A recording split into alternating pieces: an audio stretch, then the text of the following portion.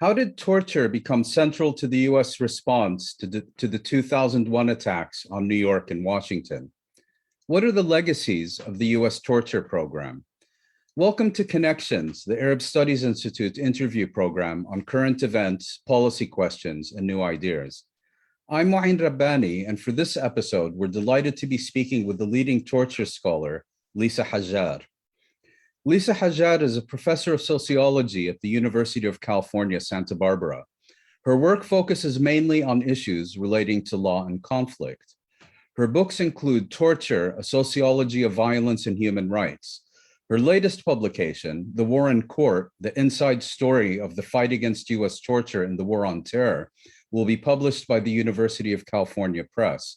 She's a founding co-editor of Jadaliyya and a member of the editorial committee of Middle East Report. I should add that Lisa Hajjar will be speaking alongside Sinan Antoon, Deepa Kumar, Daryl Lee, and Samer Aboud this coming Thursday at a webinar organized by Security and Context on the subject of legacies and aftermaths of the US War on Terror. Further information can be found on the Jadaliyya homepage. Professor Lisa Hajjar, it's a real pleasure to welcome you to Connections. Thank you, Mouin. I'm surprised you didn't invite me earlier. Well, better late than never. Episode. Yeah, thank you so much. Okay, it's great to have you on the show. I'll jump right into it. The United States has been heavily involved in torture for decades, whether during the war in Vietnam, the activities of the Central Intelligence Agency around the globe, or US training and assistance to some of the world's most brutal regimes. Why does 9/11 nevertheless, in your view, qualify as a watershed moment when we talk about torture? Well, that's a great question. So I think it is very important, as you did, to take note of the fact that torture is nothing new for the United States, as in instances that you described. But what really distinguishes the torture in the context of the war on terror from earlier episodes was the fact that the Bush administration, which inaugurated this post 9/11 torture program, actually legalized torture and made it, not just an element of war fighting policy, but the strategic cornerstone of the war on terror for the first 6 years. So, for example, if we think about, the military and the CIA have different kinds of experiences with torture, and ones that, have a very unusual sort of coming together in the context of the war on terror. So, one of the periods, just to make note of a historical element, was really a turning point, a real moment of reckoning for the history of modern torture was the Korean War, in which case US soldiers who were captured either by North Korea or China, and then were interrogated under brutal torture techniques. And an astounding number of soldiers who were prisoners of war ended up being broken extremely quickly. And so after the end of the Korean War, two things happened. The military basically devised a program called the Survival, Evasion, Resistance, Escape Program, in which US soldiers were trained in torture techniques, particularly those that were common by some of our enemies, in the case that these soldiers would ever be captured, so that they, by having been experienced things like waterboarding or solitary confinement and other techniques, that they would be better prepared to withstand the torture. And so the SEER School sort of was an anti-torture program that was developed to sort of, embolden or protect US soldiers. But the CIA took a completely different lesson from the experiences in the Korean War, and they saw that it worked. They saw that it worked, and they wanted to figure out how. I mean, they saw that it worked in breaking people. That's where it worked. And because of course people can be broken. The question is the relationship between torture and truth. That's a somewhat separate story. But so that was, when the CIA embarked in the early 1950s on its program called MK Ultra. That was the name of the program, and it was all about developing techniques to manipulate the mind. So it was like this kind of mind science, and all different techniques were initiated. And then in the 1960s, in the context of the Vietnam War, the CIA was very involved, as were some special US forces, in a so-called counterinsurgency program against Viet Cong, in which some of these techniques, these torture techniques, were then adapted and propagated among the South Vietnamese police, who were sort of the people doing a lot of the torturous interrogations. The CIA sort of went out of the torture business in the 1990s as a result of revelations about this past history of torture, and its propagation among right-wing allied regimes in other countries. Particularly Latin America, I think. Particularly Latin America, exactly, through police training programs and others. But so after 9/11, what's becomes crucial, three things I think that really go to the question that you asked me about what is significant or distinctive about torture after 9/11. So in the immediate days after 9/11, President George W. Bush decided to make the CIA the tip of the spear in pursuing those terrorists or terror suspects that were accused or wanted for questioning about the 9/11 attacks and other terror networks. And then sometime in the fall, and so one of the reasons why the CIA was so attractive to the leaders of the executive branch was the fact that the CIA can operate in complete secrecy. I mean, everything about the CIA is classified and secret. Off the books. So and it was but then another thing in the fall, people both in the Pentagon and in the CIA started thinking about looking at that SEER program, which was like the torture training to help US soldiers withstand torture. And so the idea to re-engineer the SEER techniques became the kind of technical, technique-based way in which the US torture program, particularly in the hands of the CIA. So it's almost like they reversed engineered them in order to deploy them after 9/11. Well, that's exactly what they referred to it. They referred to it as the reverse engineering of the SEER techniques. And so so if we're thinking like military interrogation and CIA interrogations were somewhat separate. I mean, the CIA was, going after people assumed to be so-called high-value terror suspects. And so when the first supposed high-value suspect was captured in March of 2002. His nom de guerre is Abu Zubaydah. He was captured in Pakistan, and the CIA assumed that he had all kinds of information, which, just to, spoiler alert, the CIA was then and always is wrong, complete and utter intelligence failure. But they believed this guy had all this information. And so they spirited him off to a secret facility or a black site in Thailand, and then started, once the CIA sort of really takes over the interrogation of Abu Zubaydah, they brought in two contractor psychologists, James Mitchell and Bruce Jessen, whose only claim to fame for this kind of a role was the fact that they had been Air Force trainers of soldiers in the SEER technique. So they were the ones who really started thinking about which specific techniques could be re-engineered and used on Abu Zubaydah. So they start torturing this guy using these techniques. And then by July of 2002, the CIA starts getting worried that maybe in the future they could, individuals who are doing these things, which, clearly, obviously, are illegal, that they would face future prosecution. So one of the critical moments is when government lawyers in the Justice Department's Office of Legal Counsel, and specifically John Yoo, exactly, who was in a very tight circle of radical right-wing lawyers around Dick Cheney, who really were, all on board for taking the gloves off. These were operating under Ashcroft at the time? Yes, but Ashcroft, how the eagle soars. I mean, but the Office of Legal Counsel is its own entity within the Justice Department. So the Office of Legal Counsel, it's often referred to as the government's lawyer. This is the office that's supposed to tell the government what is and isn't legal in terms of policies and practices. But John Yoo, with the encouragement of Cheney and Cheney's consigliere, David Addington, basically wanted to assuage CIA anxieties that they would not in the future be prosecuted. And so the way in which that was done was through the production of 2 memos, both of which were dated August 1, 2002. So these are the so-called torture memos. Right, but they were all classified, so the public didn't know any of this. But in one memo, you, who authored the memo, basically looks to the Israeli example, because Israel had, distinguished itself as the first state to legalize torture in 1987 through a reinterpretation of laws, and then the argument that national security necessity justifies and therefore legitimizes, coercive interrogation techniques.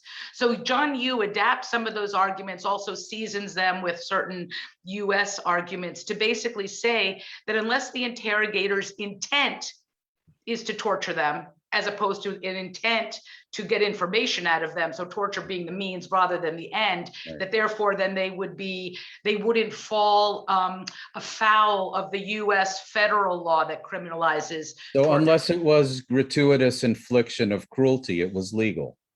Well, that's the way that John Yoo starts interpreting these things. And just to say, the second memo was a legal endorsement of the techniques that were already being used on Abu Zubaydah. But it was basically, it was this argument that, torture is bad, but the things the US government is doing don't constitute torture as we have redefined the law or culpability for torture.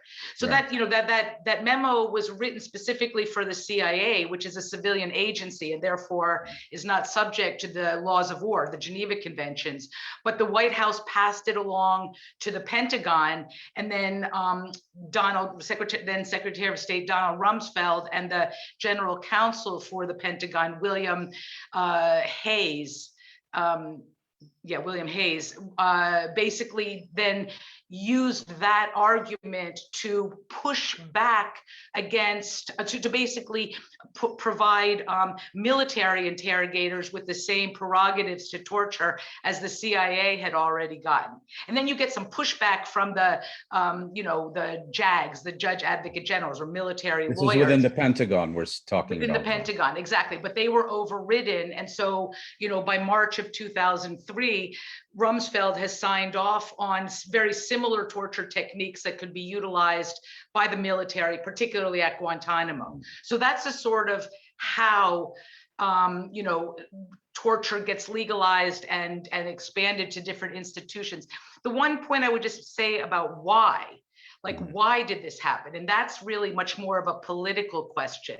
So Dick Cheney, who was vice president, had, he's an extreme, sort of neo-sovereigntist, extreme right winger. And he had very much resented many of the checks and balances that had been instituted against the executive branch in the wake of Watergate and the COINTELPRO spy operations, and which is the period when he got his start in politics during the mid-70s. Yeah. Exactly. And one of the things, and then when it came to the Reagan administration and the Iran-Contra scandal, he very much opposed the majority decision that the Reagan administration had really violated the law. So one of Cheney's ongoing desires was to expand the prerogatives of the president and expand the powers, the uncheckable powers of the executive branch by cutting out congressional oversight and judicial intervention. And so, and we would call this, the kind of political position, the unitary executive thesis. So it's the idea that the president should be unfettered by law, any law, international laws or even federal laws, if the policies he's making, the practices he's authorizing are intended to protect national security. To paraphrase Nixon, if the executive does it, it's legal. Exactly. And so that's exactly what, Cheney was pushing. And we see that, to flag something that I can expand on later, but the idea is that this notion of an unfettered executive, it's something that has not gone away. Like that is a lasting legacy of, sort of less supervised, less accountable government power has gone from administration to administration since, the immediate aftermath of 9/11. So that's what was playing out in Washington. Now let's move to what was happening around the world, and especially in the two countries that the U.S. occupied, Afghanistan and then Iraq. Now, counterinsurgency strategies often emphasize, or is said to often emphasize, the proverbial battle for the hearts and minds of hostile populations. But against this background, how did torture, let's call it the electrification of people and prisoners rather than towns and villages, how did that become central to the war on terror? I mean, many of us remember the horrific images that emerged out of the Abu Ghraib prison in Iraq. But beyond lighting prisoners up like Christmas trees, rape, and murder, what were the main features of the US torture program? Okay, what I'm going to tell you is, sort of to think about how these events unfolded over a period of months and years. So one thing that's, especially now that we have just passed the 20th anniversary of 9/11 and the start of the war on terror, was the idea that the war began as a war for information, right? The 9/11 attacks were, as it was understood that those things were, unanticipated. It was an unanticipated, horrific event, and it signaled the fact that, the U.S. intelligence agencies were not accurately and adequately on top of things to have anticipated it or prevented it or whatever. And so they really didn't even know who was involved or who was behind the 9/11 attacks. So the war on terror starts as a war for information. And the way you get information from people is by capturing them alive and interrogating them. But because of the utter intelligence failure, the United States, when the war, begins, the bombing campaign begins in October of 2001, and then boots on the ground by early November. And that's when they just start rounding up people. Like they didn't know who was who. They literally didn't know who they were looking for. So anybody who was sold for bounty to US forces or captured by the Northern Alliance, which the United States had allied with after the start of the war in Afghanistan, anybody could end up in first Kandahar. That was the original detention interrogation facility that the US used, and then shortly thereafter in Bagram. So that's one thing, you're just rounding up people. It's like it would be the similarity of racial profiling in a sort, like where people are just rounded up in order to see whether or not they're guilty. But then the problem becomes that because US interrogators didn't speak the languages, know who was who, know anything about Afghanistan, or know anything about, Al-Qaeda or other terrorist organizations, coupled with the decision that Bush took on February 7th, 2002, to declare that the Geneva Conventions don't apply, it really was the way in which, for military interrogators, the gloves were taken off. And then there was so much pressure from Washington to produce information, like a desperation, like everybody who passed through Bagram and was being brutally interrogated by soldiers who were responding to desperate and urgent demands from Washington for intelligence. Everybody was like, where's Osama bin Laden? Where's Osama bin Laden? I mean, that's was the question. So it was just it was a horrific confluence of misdeeds and lack of information. And then and I know you're going to ask me next about Guantanamo, but the decision was taken to turn Guantanamo, the naval base on the south side of Cuba, which had been used as a detention facility for Haitians in the 1990s, to re-up that detention facility and move people out of the hot war zone into another place where they could be held for long-term interrogation and detention. And so basically in Bagram, every single non-Afghan who got into US custody for sale, roundups, passed over by the Pakistani security force, et cetera. Every non-Afghan was shipped to Guantanamo on the assumption that if you're not an Afghan, what are you doing in Afghanistan? You must be a terrorist. And then plus they sent plenty of Afghans along as well. But that was, sort of because they literally didn't know who they had. They didn't know who they were looking for. They couldn't, it was an unprofessional interrogation system that was instituted, coupled with the declaration that there no laws apply, and that these people, that what they were referred to were PUCs, person under custody, which basically was another way of dehumanizing people to kind of grease the skids for all the violence and deprivations that followed. So that's Afghanistan, and you mentioned Guantanamo, the U.S. prison camp in Cuba, and it emerged as a microcosm of the U.S. torture program, bringing together various aspects such as renditions, torture, military tribunals, the exposure of these practices and the campaign against them. You visited Guantanamo, in fact, no less than 14 times, if I'm not mistaken. Right. And what are your main takeaways from what you saw and were permitted to see in Guantanamo during your many visits? Okay, so because torture is my thing, I was really following along from the very beginning, realizing that the U.S. was good, sort of almost anticipating that the U.S. would develop a torture program based on things that were happening and statements that officials were making. And then ultimately what really captures my interest was the fight against some of these prisoner policies that really begins with the late great Michael Ratner, who was then the president of the Center, or the executive director of the Center for Constitutional Rights, who had actually fought the U.S. government over the detention of Haitians in Guantanamo in the 1990s and won, and so when he realized that Guantanamo was going to be a site, and not just a site to be used for prisoners, but that anybody held there would be held incommunicado.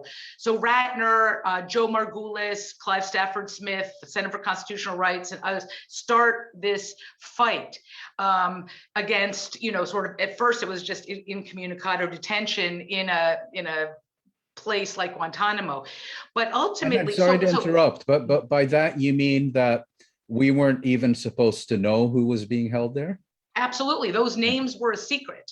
The names of detainees were a secret. A few names of people who were the citizens of allied countries got out as diplomatic courtesy. So in fact, when Ratner, Margulis, and Clive Stafford Smith sue President Bush, in the first case was Sewell v. Bush, they were representing those few Brits and one Australian whose identities were known among the many others whose identities were classified secrets. But so the point that I wanted to get to is that it's, it really only begins, everything was still classified and secret, et cetera.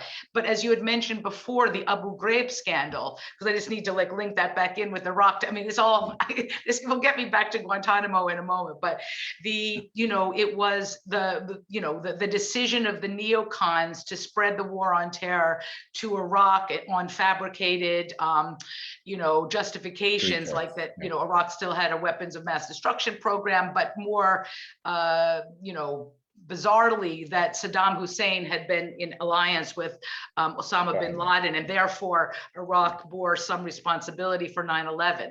But so the neocons bought their own nonsensical rhetoric that this would be a cakewalk. They could go in and finally finish off Saddam Hussein and they'd be greeted as liberators. And it just didn't really go that way. It went terribly, terribly badly.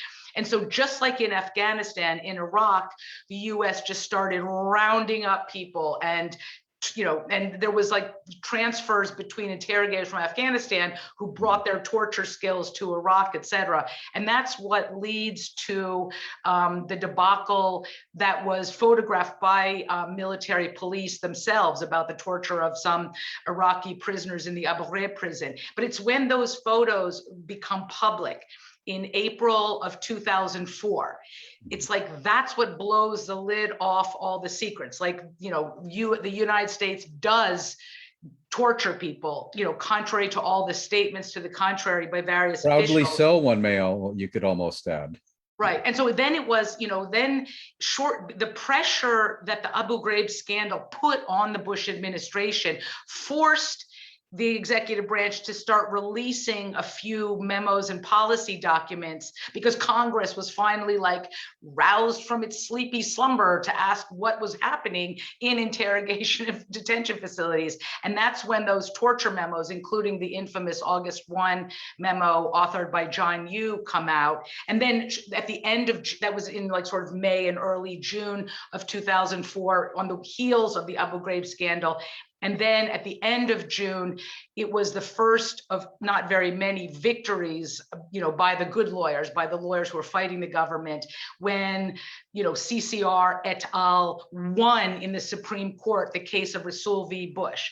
So Rasul v. Bush essentially opens up Guantanamo to lawyers. Like, lawyers could then sign up, and 600 lawyers from all walks of the profession volunteered to serve as habeas counsels for Guantanamo detainees.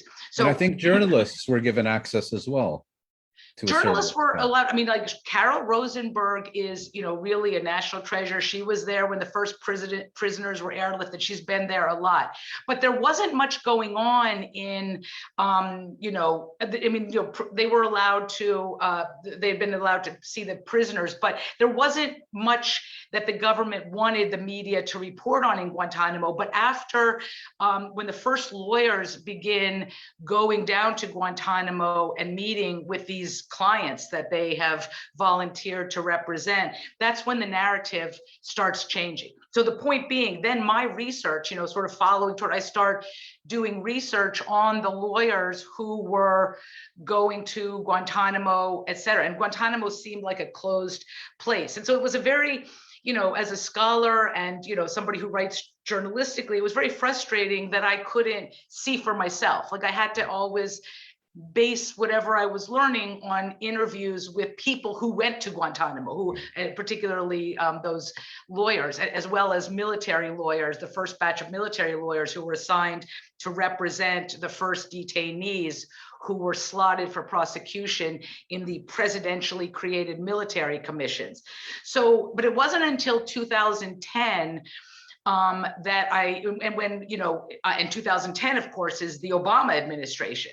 So the Obama administration, while Obama technically ended the torture program officially in January of 2009, he decided to keep Guantanamo open, or he was unable to, close it. And he also decided to use the military commissions. And the first person that was prosecuted under Obama, the putative constitutional law professor, rights, respecting liberal, was Omar Khadr, a Canadian citizen who'd been captured in Afghanistan in July of 2002 when he was 15 years old, and transported to Guantanamo in October of 2002, shortly after he turned 16.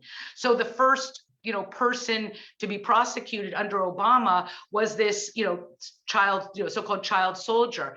And so I was watching reading, so there were journalists down there at the trial, and it was all about, what statements that Omar Khadr made to interrogators would be allowed to be used, because of the fact that the defense teams were, defense lawyers were arguing that he'd been tortured. And it was so frustrating for me, this is like April, May of 2010, to have to, the only way I could access what I wanted to write about and study and understand was indirectly. And so then, in June, I met with a a psychologist named Kate Porterfield in New York, and she was actually had been working with Omar Khadr because her specialties include victims of torture and child survivors of war, of which Omar Khadr was both. And she was scheduled to go back to Guantanamo when the hearings resumed, the following month. And, so we were having a conversation. I was like, oh, I wish I could go. Or she looked at me and said, I wish you could be there. And I was like, I wish I could be there too. And then she said, well, you could go if you went as a journalist. And it was like, ding, ding, ding, ding, ding. I write journalistically. And so I will give the Pentagon credit for one thing. They have no litmus test for journalists. And so like I started going, and which isn't to say, I do write journalistically, but I started going to Guantanamo. I went down for all of the hearings in the Omar Khadr case. And then in December 2013, I started going and went another 11 times, mostly for hearings that have been ongoing in the 9/11 case. And that's 5 people who spent years in CIA custody being brutally tortured, whom the government is now trying to prosecute in the military commission. This is Khalid Sheikh Mohammed. Sheikh Mohammed and 4 others. Yeah. And so, they were arraigned under Obama in 2012, it's 2021. They are nowhere near ending the pretrial phase of that case because of the fact that they were tortured by the CIA, that the secret, that the details of their torture continue to be highly classified secrets, and the government wants to, this is a capital case, the government is seeking the death penalty. And so what, I'm really bad at math, 2012 to 2021, it's like nine years of pretrial hearings, but basically illustrate no justice with torture. But you're saying they were only charged in 2012. They were actually charged for the second time. The Bush administration charged them in 2008. That was going to be like the way that Bush was going to go out, prosecuting the alleged mastermind of 9/11, getting them found guilty and executing them. But the case fell apart in December of 2008 when Khalid Sheikh Mohammed, the main of the 5 defendants, sort of said that he would be willing to plead guilty immediately on the condition that he go directly to execution. And then some of the others also, said, yeah, we want to do that too. But the law governing the military commissions doesn't allow people to plead into a death sentence. So the case fell apart. And then, Obama wanted to try them in New York, but then that idea fell apart. And then they were recharged in 2012. So the case now is referred to as KSM, Khalid Sheikh Mohammed's initials, 2. Denoting that this is the second bite at the military commission. And we're still in the pretrial phase. Still in the pretrial phase. It just had hearings, over the 20th anniversary period, but I wasn't able to go. I wanted to go, because I wanted to be at Guantanamo because I've been following this case and it had been suspended for 18 months because of COVID. And I wanted to be at Guantanamo for the 20th anniversary of 9/11, but unfortunately, and I go reporting from Middle East Report, there were, as the very nice, public affairs people in the Pentagon would say, there's too many major media that want to go, so there was no space for me, so I couldn't go. So I'll go back when the major media lose their interest in the arcane motions battles that have defined this case. Well, you've referred several times to the 20th commemoration of 9/11. And looking back, what are the main legacies of 2 decades of the U.S. torture program? Is it appropriate or too early to speak of it in the past tense? It's definitely not too early to speak for it. And I can give you several examples that illustrate that point. So while Obama, by signing an executive order on his second day in office, he signed 3. One was close Guantanamo. That didn't work out so well. Another was suspend the military commissions, which were then brought back online. But the third one was to take the CIA out of the interrogation and detention business, which for all intents and purposes, any formally sort of ending torture. But here's why the legacies are, we can't say we're after torture for several reasons. One, there was absolutely, torture is a crime. And it's not just a regular run-of-the-mill crime. It is a crime whose neighbors are war crimes, genocide, and crimes against humanity. It's one of the gross crimes under international law. But there was never any accountability for any of the intellectual authors or perpetrators of US torture. So that was going to be my next question, is has there been any reckoning? No. So, I mean, this is one example that there's been, so by not holding anybody accountable for the crime of torture, and Obama, went further and said, everybody who was involved in the torture program was acting in good faith.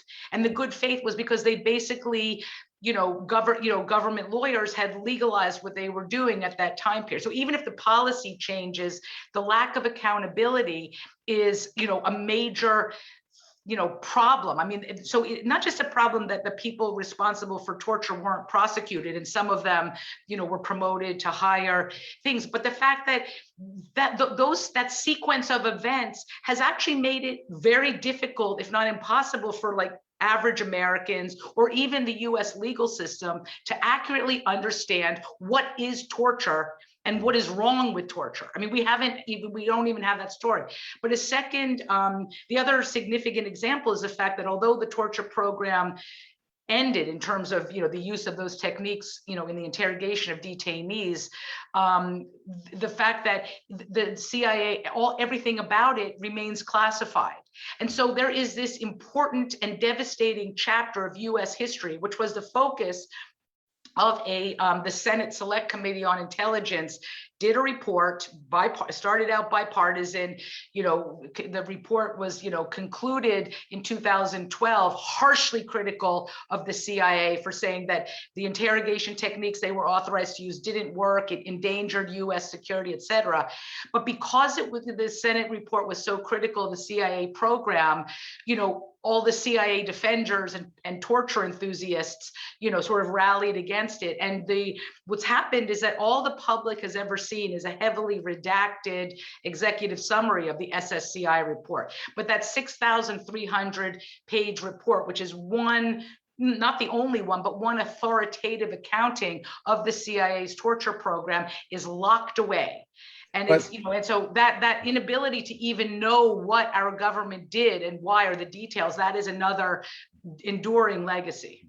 You keep talking about the CIA, but earlier you made the point that what changed after 9/11 was that both the CIA and the regular military were given legal authorization to engage in these practices. Right. Well, so the critical actor in that, and thank you very much for reminding me, one of the critical actors in dragging the military back out of the torture program was Republican Arizona Senator John McCain, who himself had been a prisoner of war and had been brutally tortured when he was captured in North Vietnam for 5 years, and who's always been a very staunch anti-torture person, not so much because of any sympathy for those, America's enemies, but rather on the grounds that, torture doesn't work, that, authorizing soldiers to utilize torture degrades the military and it damages US, national interests.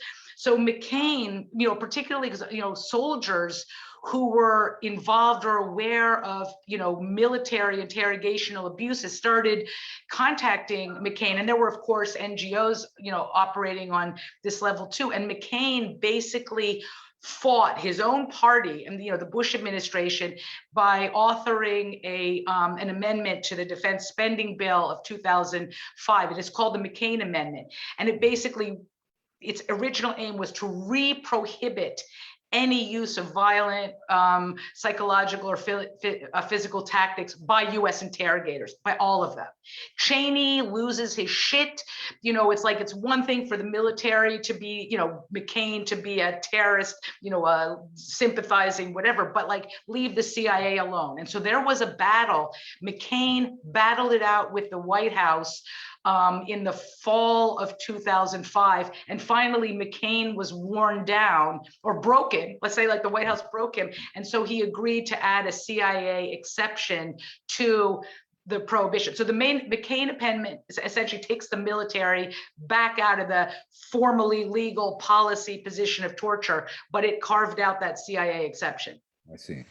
So we're talking again about what was happening in Washington, and looking more broadly within the U.S. Has the U.S. torture program that took place in Afghanistan and Iraq and elsewhere abroad, has it had an influence domestically within the United States?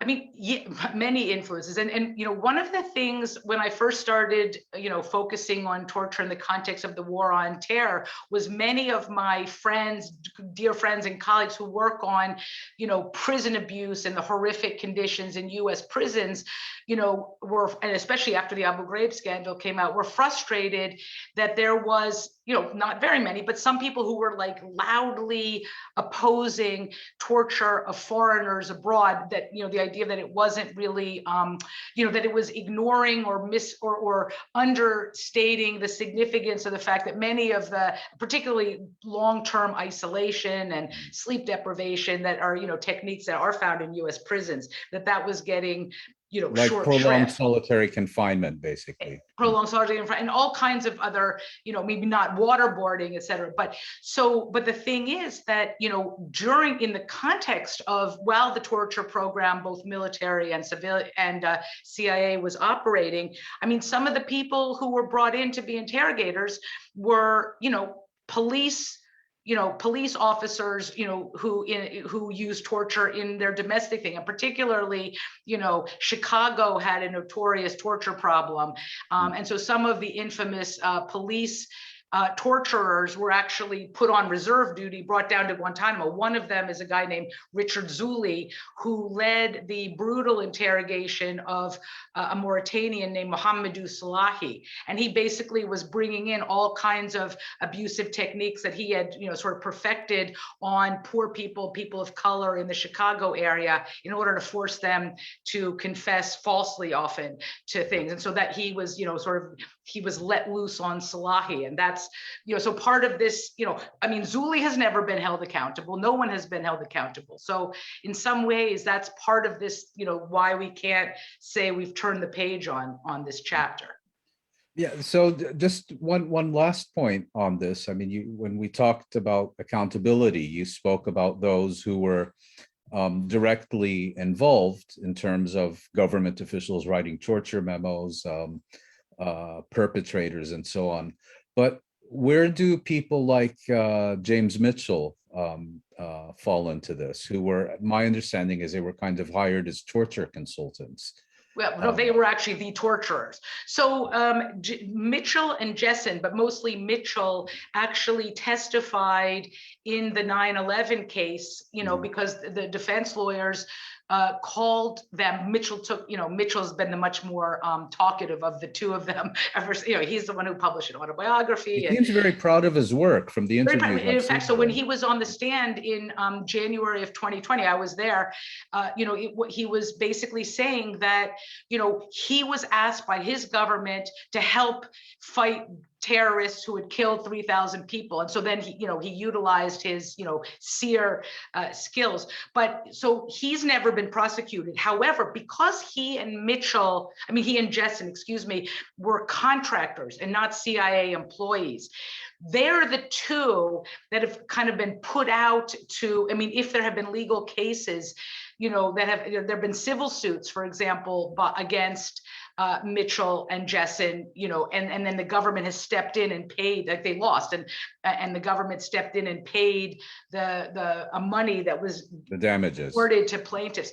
But now there's a new case, you know, that U.S. and European lawyers are pursuing a case in the European Court of Human Rights for the torture of Abu Zubaydah, and they want Mitchell and Jessen to be subpoenaed to testify for the European Court of Human Rights. The government, and that was both the Trump administration and now the Biden administration, are opposing, you know, that idea. And so one of the original lawyers, Joe Margulis, who's also one of Abu Zubaydah's lawyers, there's now a Supreme Court petition to get the Supreme Court to find against the government and allow Mitchell and Jessen to be called to testify in the European Court of Human Rights. Because frankly, the European context, there hasn't been any accountability, but Europe is a more fertile ground for future accountability for the crime. And are those the only cases you're aware of where there are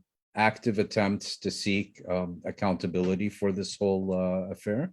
There have been a number of cases, not many, but there were cases in Germany, cases in Spain, efforts to get Rumsfeld when he was in France, et cetera, but none of them really moved very far. These are like, universal jurisdiction cases where national prosecutors were seeking to prosecute people associated with the U.S. torture program in foreign courts under the doctrine of universal jurisdiction.